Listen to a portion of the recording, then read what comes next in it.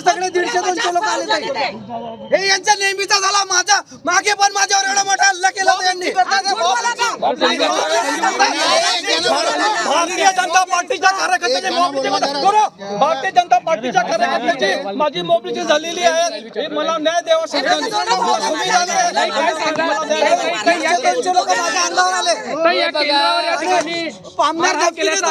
कार्यकर्त्यांना होतोय ताई काय सांगा? हे आता मला असं वाटतं तुम्हीच बघितलं पाहिजे की कशा पद्धतीची दडपशाही चालू आहे। दुपारपासून तुम्ही सगळी मीडिया इथे आहे। इतकी दादागिरी कुठे चालते का? आणि ह्या संदर्भात आम्ही सगळे ह्या चौकशीचे आदेश आम्ही करायला लावू आणि निवडणुकी आयोगाला पण हे सगळं कळवलं जाईल। माझं बघितलं पाहिजे ना की बाबा कालपर्यंत त्यांची जाऊन पाया धरत होते मतदानासाठी, आज त्यांचं काम। एक गुन्हा दाखल करण्यात आलेला, नेमकी काय घटना घडली होती आणि काय गुन्हा दाखल झाला?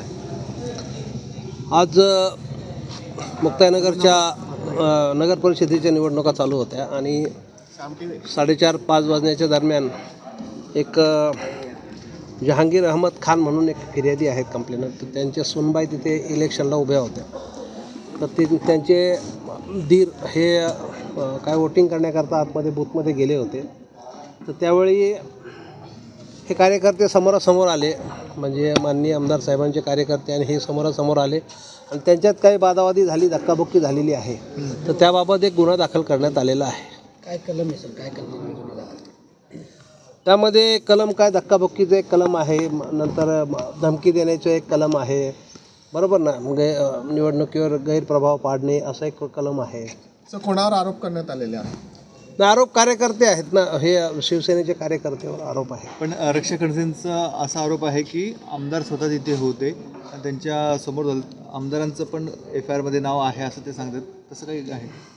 आता दोन्ही पक्ष समोर होते, आमदार साहेबांचे त्यांचे कार्यकर्ते होते, हे यांचे कार्यकर्ते, यांचे उमेदवार होते, यांचे कार्यकर्ते होते, समोरासमोर होते। आमदारांवर गुन्हा दाखल नाही आहे?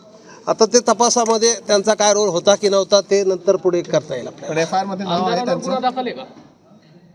नाही, त्याच्याबद्दल नाही सांगू शकत। FIR मध्ये नाव आहे? काय नेमकं? नाही, ते कार्यकर्ते समोर आले आणि तिथे वादावादी त्यांची झाली असं त्यामध्ये नमूद आहे। आमदार होते त्यावेळेस मी सांगितलं ना, आमदारासह कार्यकर्ते समोर आले आणि वादावादी झाली। ठीक आहे, आमदारांच्या नावाचा उल्लेख आहे?